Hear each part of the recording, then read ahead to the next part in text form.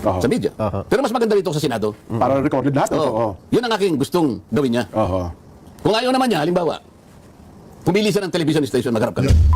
Nako, matindi ho itong mga kababayan. Madalang lang ho nating makitang magalit yang si Senator Rodante Marcoleta, pero pagka yan nagalit, kahit saan kayo magkita, talagang babanatan kanya. Dito sa video na to, hinamon na ho ng debate nitong si Senator Rodante Marcoleta, itong si Ping Lacson Boy Tago. Wala ho tayong maraming pag-uusapan dito sa video na to. Rerekta ho tayo sa mga punto de vista nitong si Sendante kung bakit mali ang sinabi nitong si Badingdong na to na ang pwesto noong minority report na ginawa nitong si Senator Rodante Marcoleta at ng mga kasamahan niya dyan sa Senado, ang pwesto niyan sa basurahan. Pero bago ho yan, isang like at isang subscribe. Masaya na ho tayo dyan sa mga gusto sumali sa ating community. Yung join button nandyan lang ho sa baba. Panoorin ho natin itong patikim kung anong mga aasahan ng ating mga kababayan dito sa video na to nitong si Senator Rodante Marcoleta. Saludo, palakpakan ho muna natin. Namiss ko tong si Sendante.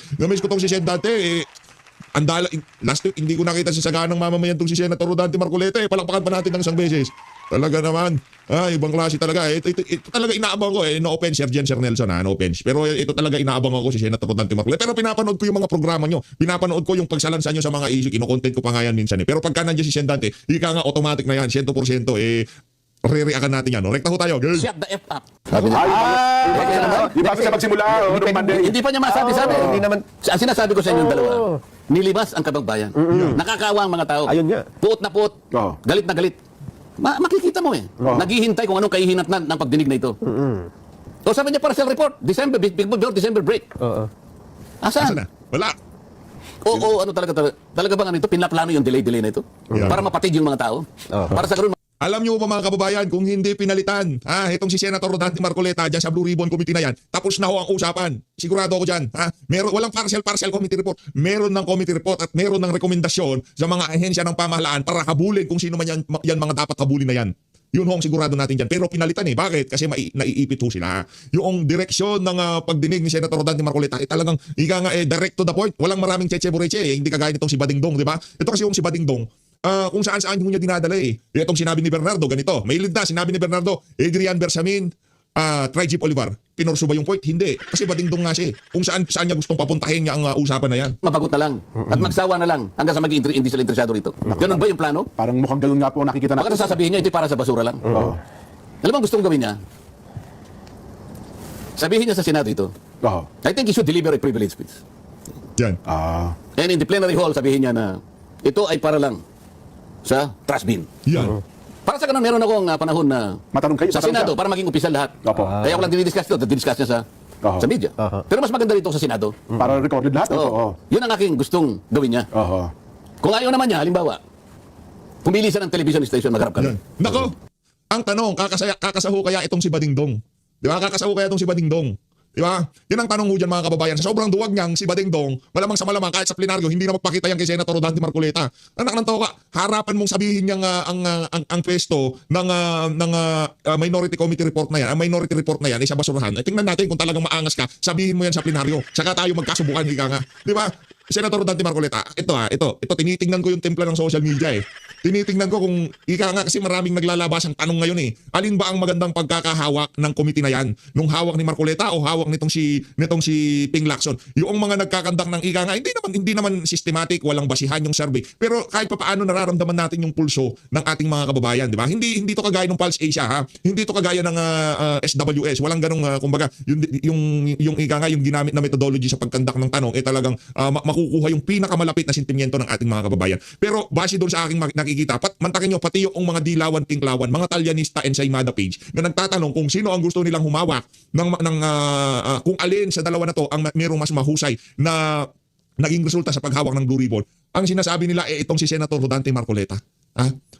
Kanino algorithm yan ng mga dilawan at pinklawan, mga talyanista at Saimada. Feed yan doon sa mga mga personalidad o mga social media user na kung saan ang kanilang mga feed sa social media puro dilawan at pinklawan at yun ang kanilang linalike at hinahart. Pero pagdating doon sa usapin diyan sa Blue Ribbon Committee, etong mama na to, etong si Senator Rodante Marcoleta, siya ang mas gusto nilang humawak diyan sa committee na yan. At masaya ang sambayan ng Pilipino nung ang mama na yan, yung hindi naging pulis, hindi naging investigador, yan ang mas gusto nilang humawak diyan sa committee ng Blue Ribbon. Dahil nga naman, direct to the point, Ha, walang kabadingang ginagawa, ika nga walang kabadingdungan ginagawa. Dire-diretso lang siya, di ba? O ito na ho, mga kababayan. Ngayon naman no, irerekta ho tayo sa kabuuan ng interview na yan itong si Senator guesting na yan itong si Senator Rodante Marcoleta. Patikin pa lang ho yun, palakpakan ho natin itong si Senator Rodante Marcoleta. Yun, ganun din sa inyong dalawa at sa ating mga kababayang nakikinig. Opo.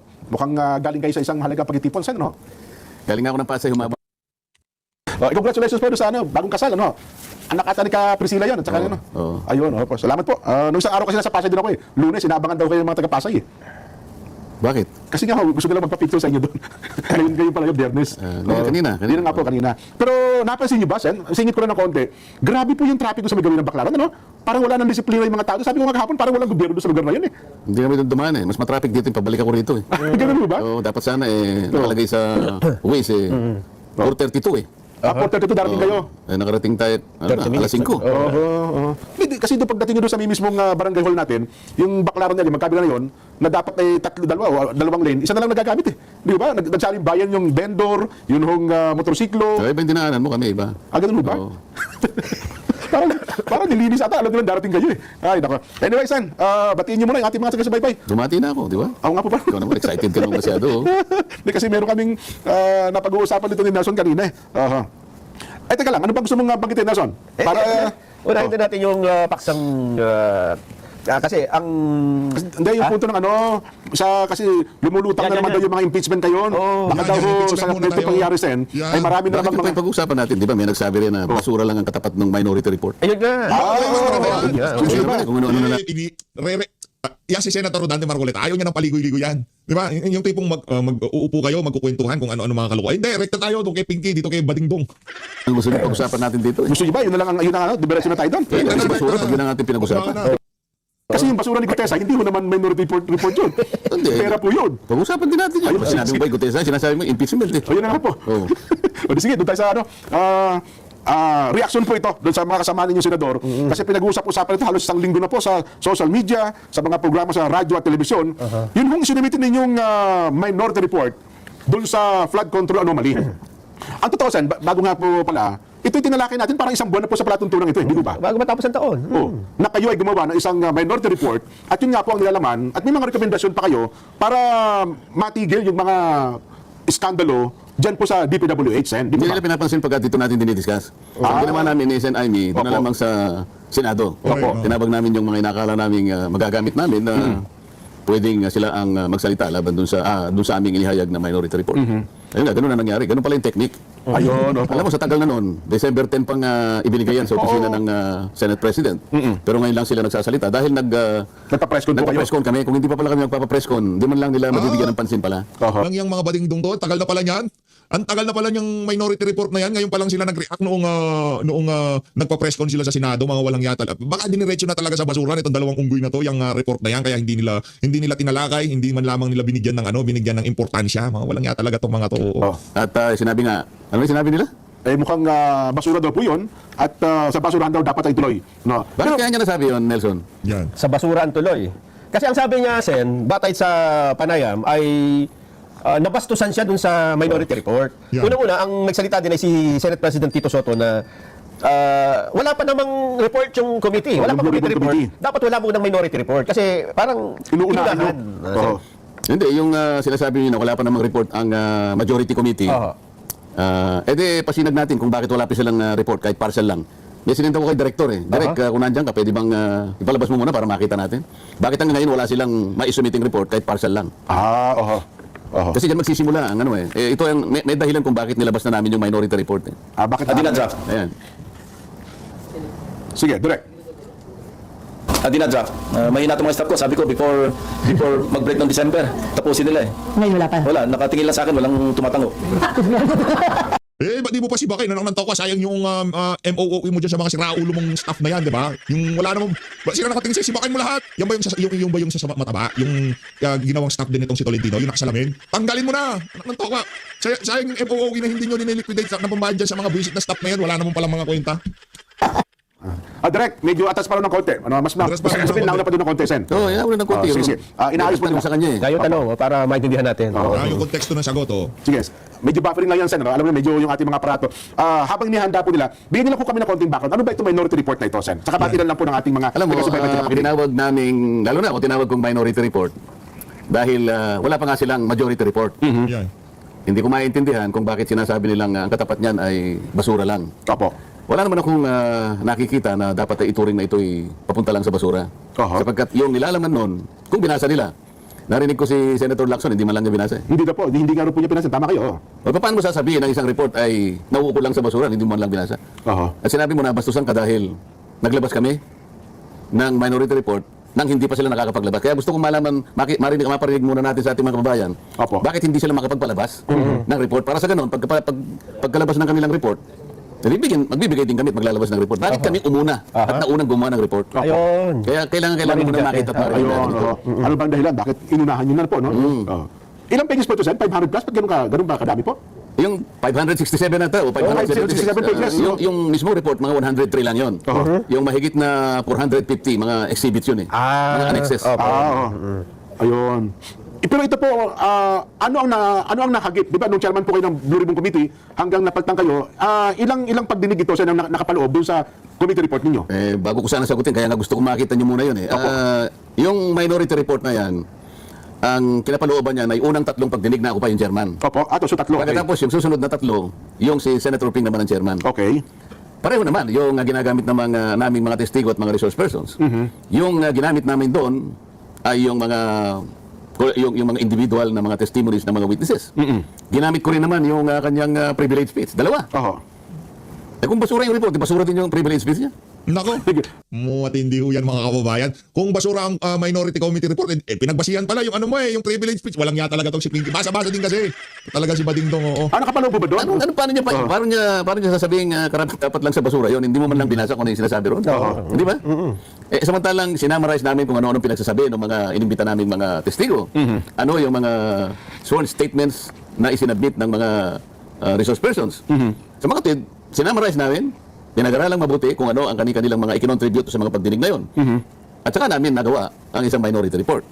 Ngayon, kaya sila parang nagsisentimiento, bakit kami inunahan ninyo? Opo. Kasi sa mga tuntunin naman namin, sabi niya, kailangan mauna muna yung majority report. Tama po, Oo. Ba't sila nagbigay kagad? Kaya gusto ko sana mapanood nyo. Ba't hindi natin Pero po, okay na ba? Wala pa, saglit lang daw po. ako na lang magkukwento. Opo. Sige. Sige po, Sen. Habang inahanda nila. Tinanong kasi siya habang siya ay nagpapa-interview. Meron na po ba kayong ilalabas na report ng Blue Ribbon Committee? Opo. Partial lang, sabi niya, partial. Kaya lang, may hina itong aking mga tauhan eh. Sinabi ko sa kanila, before the December break, dapat meron na kaming maibigay na report kahit partial lang. Nakatingin lahat sa akin, tatango-tango lang. Oho. Kailan ba gagawin yung report na sinasabi na yan? Maihina pala yung kanyang mga sariling tauhan. Ang mga tao, Nelson, naghahantay. Nagagalit sa nangyari sa kabangbayan. Ano? Bagot na sila kung may mangyayari pa dito sa ginagawang investigasyon na yan. Oho. Pagod na sila ng kaya hintay. Opo. Noon pa man. Kaya naisip ko, total, ayaw yung pansinit. Binigyan ko na yung opisina ng Senate President. Alam mo, Jen, para makatulong lang kami. Baka naman sa paggawa namin ng minority report na yun, mamotivate naman sila na gumawa na rin tayo. Opo. Kasi kung titingnan mo, baka naman kapag binasa nila yun, makatulong sa kanila. Dahil ang pinanggalingan naman, hindi naman sarili naming opinion yun. Oho. Testimonies ng lahat ng mga inimbita namin. Mula sa mga pahayag Oho. at sa mga statements. So individual or even collective testimonies, pinagsama-sama namin, inaral, sinamarize, at doon ipinakita namin yung mga eskema na ginamit. Kung bakit nagawa nila itong mga ganito. Oho. Ano-ano ang pamamaraan na ginawa nila. Magmula sa mga allocables, sa mga leadership, yung pinagsamang bicameral committee report, yung mga unprogrammed appropriations, kung paano. At kung paano ginagamit ng mga proponents at nakakakuha, yung mga allocations. Ipinesent namin doon per district. Kung bakit may mga distortions yung mga allocables na tinatawag. Merong isang distrito, merong 5 billion, merong 11 billion, Grabe, yung no? party list. Wala. Ano gagawin mo dyan? Paano hindi mo sasabihin na talagang at pagkatapos meron din kami mga suggestions, may mga recommendations. Tama, opo. May mga panukalang batas na nilinya namin doon na yun ang pagsisikapan namin na isulong para sa ganun, hindi na maulit ang mga pangyayari na yan. Oho. At meron din mga personalities na involved doon na sinasabi namin maaari silang makasuhan sa iba't ibang mga either civil, criminal, administrative, at kung bakit. At Opo. ano-ano ang mga batas na maaari nilang nalabag. Opo. Lahat ng yan ay nakasulat doon. So, bakit sasabihin mo na Parang basura yan? pambabastos. So, sabi ito sa inyo, sabi ni Senador Lacson, how will I respect a document that symbolizes disrespect towards the Blue Ribbon Committee and the entire Senate? Respect begets respect. How will I, as chairman of the Blue Ribbon Committee, treat with respect a document that symbolizes disrespect toward the Blue Ribbon Committee and the entire Senate, both of which they are members? So, there is no place for the minority report but the trash bin. Yun po ang ano. Pikon na mga pikon si binanggit niya. Pinky. So mukhang Sir, anong masasabi mo ron? Oo. Kaya binanggit kanya parang hindi niya ata Nabasa pa. binasa man lamang. Oo nga. Anong disrespect doon? Oo. Yung bang kami makapag-ambag sa kanila?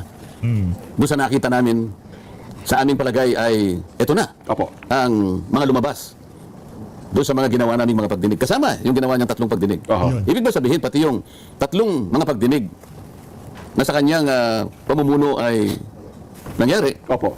pati yun ay kasama sa basura? Paano yung, ano yung disrespect doon? Yun ang hindi ko masyadong makuha sa kanya. Paano magkakaroon ng pambabastos doon?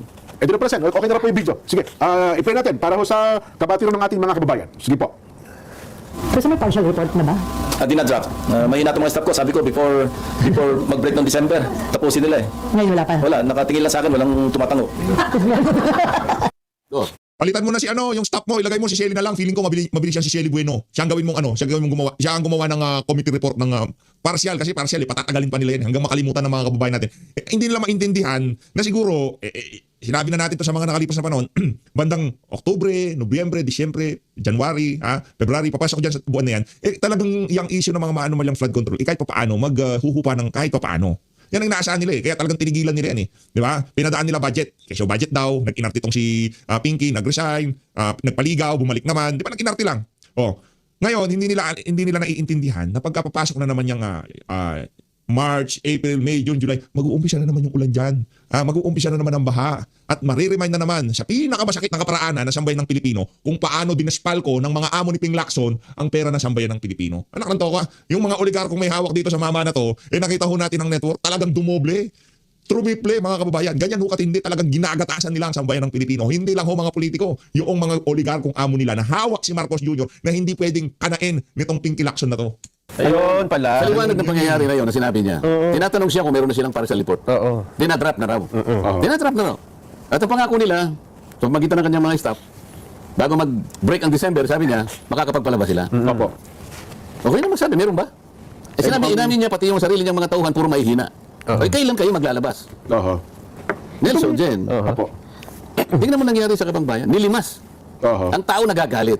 Ang puot ay namumuo sa kanilang mga dibdib. Naghihintay, bagot na bagot. Parang wala na silang pag-asa na may mangyayari sa pagdinig. Pero saan ito pong presko niya ito? Pagkatapos mo ng presko niya, Senador Amy, unoon pa po itong presko niya ito. Bago pa yan bago mag-December break ang Ay, sinasabi. talaga? Okay. Kaya ko pinalalabas ito. Opo. Partial nga lang ang hinihingi sa kanila Oho. So last year pa pala itong video ito, yung tanong mo sa kanya. O, ikaw naman kasasabi niya lang before December break. Opo. Oo. Nakala ko nagkukwento siya na dapat yung report ay before December break. Hanggang ngayon, wala pa rin. Hindi, yung minority iba yung sa amin. Yun na nga po, Ang oo. tinatanong siya, meron na po ba kayong report sa Blue Ribbon Committee? Dinadrap na. Oo. Partial lang. Eh, pero wala nga. O, ang tanong ngayon, kung dinadrap at hindi nyo pati partial hindi nyo may labas-labas, kailan ba yan? Naghihintay yung mga tao? Oho. Ano, gusto nilang magsawa ang tao ng kahihintay? Para sa ganun, wala lang.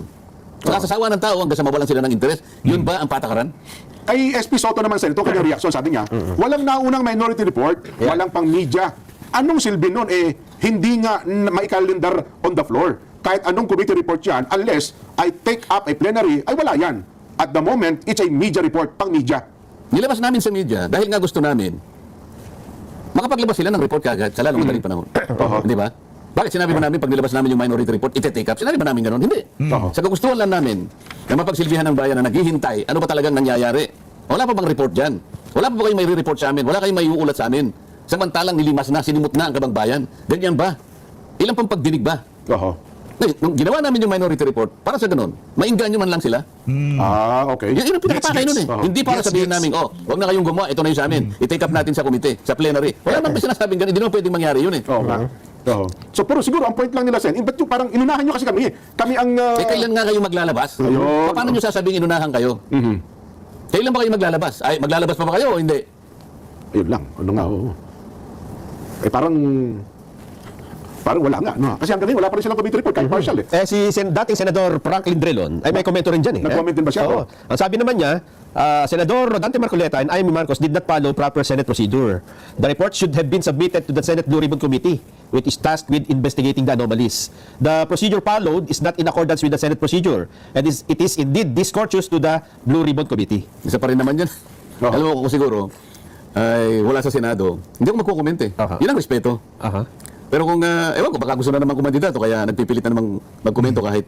Sinasabi ko ba na itong minority report ay nakasalig sa mga rules eh. Kasi yung rules namin ay magbibigay ka ng concurring report or dissenting report kung tapos na yung majority report. Yes po. Ang problema namin, Wala eh. hindi namin alam, kagaya ng kanyang pagpapahayag, kung kailan ba magkakaroon ng report, inip na ang mga tao.